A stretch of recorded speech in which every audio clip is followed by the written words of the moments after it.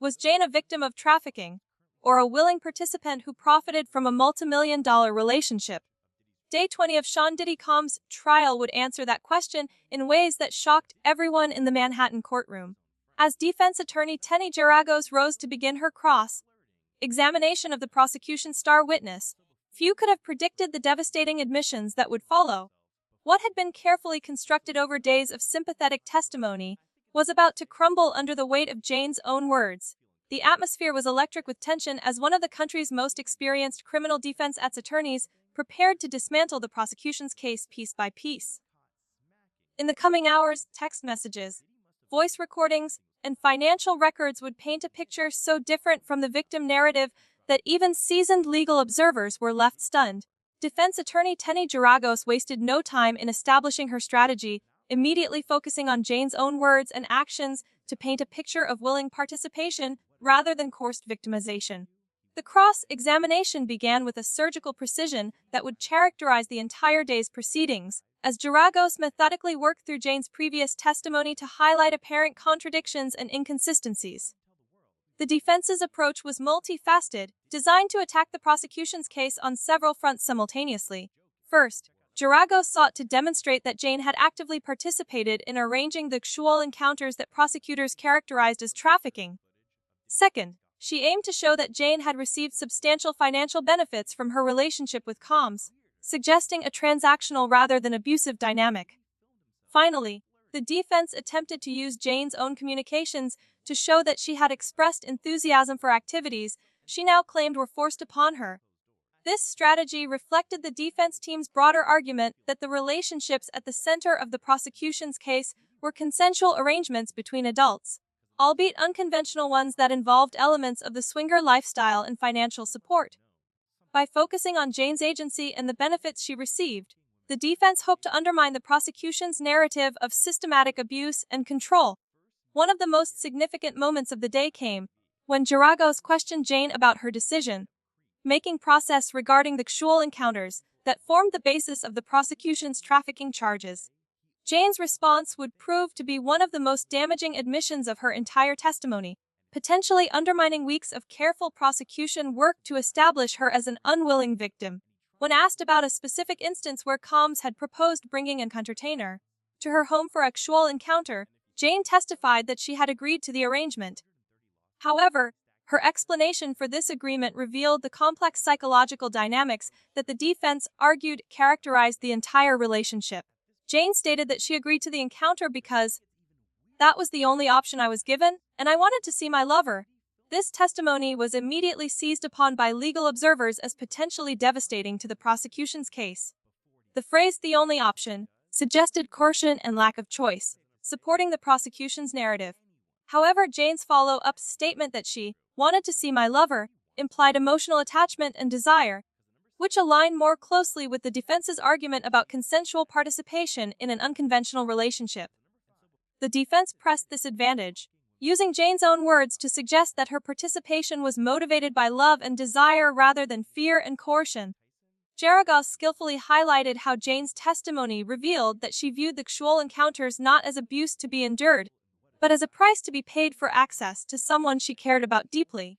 This framing fundamentally challenged the prosecution's characterization of Jane as a victim of trafficking. Jane's admission also revealed the sophisticated psychological manipulation that both sides argued was central to understanding the relationship. The prosecution would later argue that offering the only option was itself a form of coercion designed to make Jane feel that she had agency while actually limiting her choices. The defense, however, used the same testimony to argue that Jane was making calculated decisions based on her own desires and priorities. The day's most dramatic moments came when the defense presented a series of text messages and communications between Jane and Combs that appeared to show her enthusiastic participation in activities she had characterized as abusive during her direct examination. These messages, exchanged in 2021 during the height of their relationship, painted a picture that seemed to contradict Jane's testimony about being forced into unwanted s-xual situations. The jury was shown s-xually explicit messages where Jane appeared to engage positively with Combs about hotel nights. The term used to describe the drug-fueled s-xual encounters that formed the core of the prosecution's trafficking charges. In these messages, Jane not only discussed upcoming encounters but also expressed interest in watching footage from previous hotel nights, a detail that the defense argued showed genuine enthusiasm rather than reluctant compliance. Perhaps most damaging to the prosecution's case were messages where Jane appeared to be taking an active role in planning and coordinating these encounters, rather than being a passive victim. The messages suggested someone who was an engaged participant in arranging the very activities she now claimed were traumatic and coercive. The defense used these communications to argue that Jane had been an equal partner in what they characterized as a consensual lifestyle choice. Jane's explanation for these seemingly contradictory messages revealed the complex psychological dynamics that both legal teams argued were central to understanding the case. She testified that she was positively reinforcing Combs about the hotel nights, so Combs felt comfortable and didn't feel rejected. This explanation suggested a level of calculated behavior designed to manage Combs' emotions and reactions, which the defense argued proved her agency and sophisticated understanding of the relationship dynamics. The prosecution would later argue that Jane's behavior was actually evidence of the sophisticated psychological control that Combs exercised over his alleged victims. They contended that her positive reinforcement was a survival mechanism, designed to avoid punishment or abandonment rather than an expression of genuine enthusiasm. However, the defense successfully used these messages to plant seeds of doubt about Jane's credibility and the true nature of her relationship with Combs. Among the most compelling evidence presented during the cross-examination were voice messages exchanged between Jane and Combs on November 22, 2021, which provided an intimate glimpse into how these s-xual encounters were planned and negotiated. These recordings, played for the jury in Jane's own voice, would prove to be some of the most damaging evidence against the prosecution's portrayal of her as a helpless victim. In these voice messages, Combs could be heard discussing arrangements for an upcoming encounter, specifically mentioning the last vision we had involving two frequent entertainers they used identified as Dunn and Sly. The casual, familiar tone of these discussions suggested a level of routine and mutual planning that contradicted the prosecution's narrative of coercion and force. Jane's response in the voice messages was particularly damaging to her credibility as a victim. She could be heard suggesting that Combs should save a particular s-xual scenario as a grand finale once he finished working on his album. This level of planning and creative input suggested someone who was not merely enduring abuse, but was actively participating in choreographing s-xual encounters for future enjoyment. When questioned about these voice messages during cross-examination, Jane attempted to explain her apparent enthusiasm by claiming she was trying to make excuses to get out of this thing that he's encouraging for me to set up. However, this explanation seemed strained when compared to the actual tone and content of her recorded voice, which sounded engaged and collaborative rather than reluctant or evasive. The defense effectively used these voice messages to argue that Jane had been an active participant in planning s-xual encounters, contradicting her testimony about being coerced into unwanted activities. The recordings provided concrete evidence of Jane's own voice, expressing ideas and preferences about s-xual activities, making it difficult for the prosecution to maintain that she was merely a victim of trafficking. One of the defense's most effective lines of attack focused on the substantial financial benefits that Jane had received from her relationship with Combs, painting a picture of someone who had profited significantly from arrangements she now characterized as abusive. This strategy was designed to suggest that Jane's current testimony was motivated by a desire to avoid civil liability while maintaining the financial benefits she had received. Jane's testimony revealed that her living situation had improved dramatically during and after her relationship with Combs. She acknowledged that she now lived in a 300-square-foot home, a substantial upgrade from the 400-square-foot apartment she had previously occupied. This revelation was particularly significant because it demonstrated that Jane's quality of life had improved rather than deteriorated as a result of her relationship with Combs. The defense also highlighted Jane's business ventures, which had received substantial financial support from Combs. Jane testified that she had profited a little bit from a business that Combs had invested $20,000 into, and significantly, she confirmed that Combs had never asked for a portion of the proceeds. This arrangement suggested a level of generosity and trust that seemed inconsistent with the prosecution's portrayal of Combs as a controlling and exploitative figure. When Geragos questioned Jane about her previous testimony claiming she wasn't able to accomplish much during her relationship with Combs, Jane was forced to acknowledge that her business activities contradicted this claim. She admitted, "Had I not dove headstrong on this relationship, I probably would have been a bit more successful in that time frame." A statement that suggested she had made a conscious choice to prioritize the relationship over other pursuits. The financial evidence painted a picture of someone who had received substantial benefits from her relationship with Combs, including housing, business investments, and ongoing financial support. The defense argued that this contradicted the typical pattern of abuse, where victims are typically left worse off financially and emotionally. Instead, Jane appeared to have thrived materially from her association with Combs, calling into question her motivations for now characterizing the relationship as abusive. While Jane's cross-examination dominated the day's proceedings, the court also heard continued testimony from Bryana Bongolan, whose account of physical violence provided some of the most disturbing allegations yet heard in the trial. Bongolan's testimony about being allegedly attacked and threatened by Combs offered a stark contrast to the focus on consensual relationships that had characterized much of the defense's strategy. Bongolan testified about a terrifying incident in 2016 where she alleged that Combs had attacked her without provocation, ultimately dangling her from a 17th-floor balcony in what she described as a life-threatening assault. Her description of the attack was visceral and detailed, painting a picture of sudden, inexplicable violence that left her traumatized and fearful for her safety. The witness told the jury that the alleged attack had left her shaking a lot and feeling so sick that she needed to take a shower immediately afterward. Her testimony included graphic details about being thrown into a coffee table and suffering bruises and pain from the alleged assault. These physical details provided concrete evidence of violence that went beyond the psychological manipulation and control that had characterized much of the previous testimony. Perhaps most chilling was Bongolan's account of the threats that allegedly accompanied the physical assault. She testified that Combs had told her, "I'm the devil and I could kill you."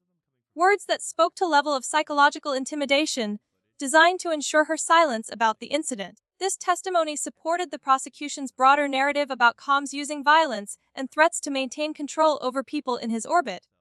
However, the defense had already begun attacking Bongolan's credibility during their cross-examination, highlighting what they characterized as inconsistencies in her testimony and suggesting financial motivations for her allegations. The defense had presented evidence suggesting that Combs was thousands of miles away on the date Bongolan claimed the attack occurred, and they had highlighted her pending a $10 million civil lawsuit against Combs as evidence of her financial motivation to testify. In a significant development for the prosecution's case, forensic analyst Frank Piazza took the stand to testify about the authenticity of crucial video evidence that had been central to many of the allegations against Combs. His testimony provided technical validation for some of the most damaging evidence in the prosecution's case, including hotel surveillance footage that had captured Combs' assault on Cassie Ventura. Piazza walked the jury through his detailed analysis of video evidence, explaining the technical processes he used to verify that the recordings had not been altered or manipulated. His testimony was particularly important because the defense had attempted to challenge the authenticity of various recordings and had suggested that some evidence might have been tampered with or taken out of context. The forensic expert confirmed that there are no anomalies going on in the file to indicate it had been manually altered, providing technical certainty that the videos presented to the jury were authentic representations of actual events. This testimony was crucial for the prosecution because it meant that the jury could rely on the video evidence as accurate documentation of Combs' behavior. Piazza also testified about reviewing 10's videos that had been admitted into evidence under seal after being extracted from Cassie Ventura's devices. While the specific content of these videos was not discussed in open court, their existence provided additional evidence of the s-xual activities that formed the basis of the prosecution's trafficking charges. The forensic expert's testimony was particularly significant because it provided objective, technical validation for evidence that might otherwise have been subject to credibility challenges. By confirming the authenticity of video evidence, Piazza's testimony helped establish a foundation of factual certainty that the prosecution could build upon in their arguments about Combs' behavior and the nature of his relationships with alleged victims. The 20th day of testimony represented a crucial turning point in the trial, as the defense successfully challenged key elements of the prosecution's case while introducing evidence that supported their narrative of consensual relationships and financial motivations. The cross-examination of Jane, in particular, had exposed potential weaknesses in the prosecution's star witness that could prove decisive in the jury's ultimate decision. The defense's strategy of using Jane's own words and communications against her had proven effective in raising questions about her credibility and motivations. By highlighting the financial benefits she had received and her apparent enthusiasm for activities she now characterized as abusive, the defense had successfully complicated the prosecution's narrative of victimization and coercion. However, the prosecution still had significant advantages, including the testimony of multiple alleged victims, documented evidence of violence, and the ongoing pattern of behavior that prosecutors argued demonstrated a criminal enterprise.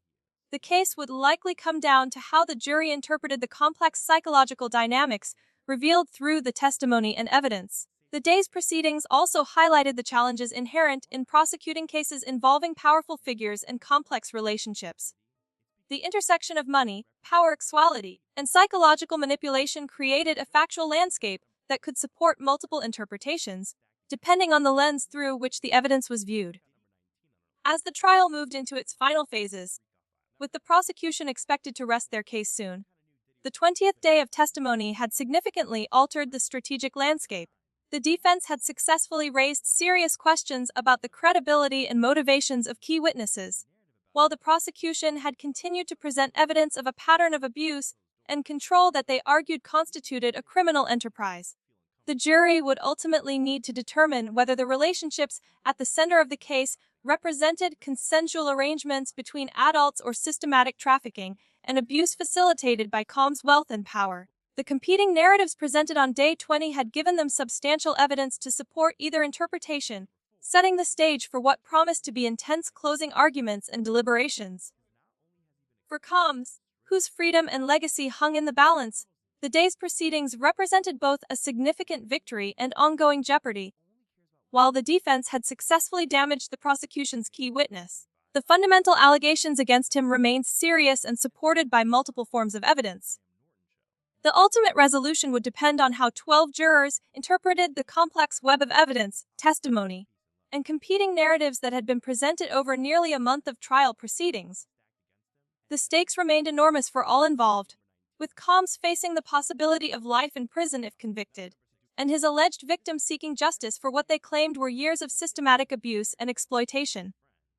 As the trial entered its final phase, the 20th day of testimony would be remembered as a crucial moment when the defense mounted their most effective challenge to the prosecution's case, potentially altering the trajectory of one of the most significant criminal trials in recent memory.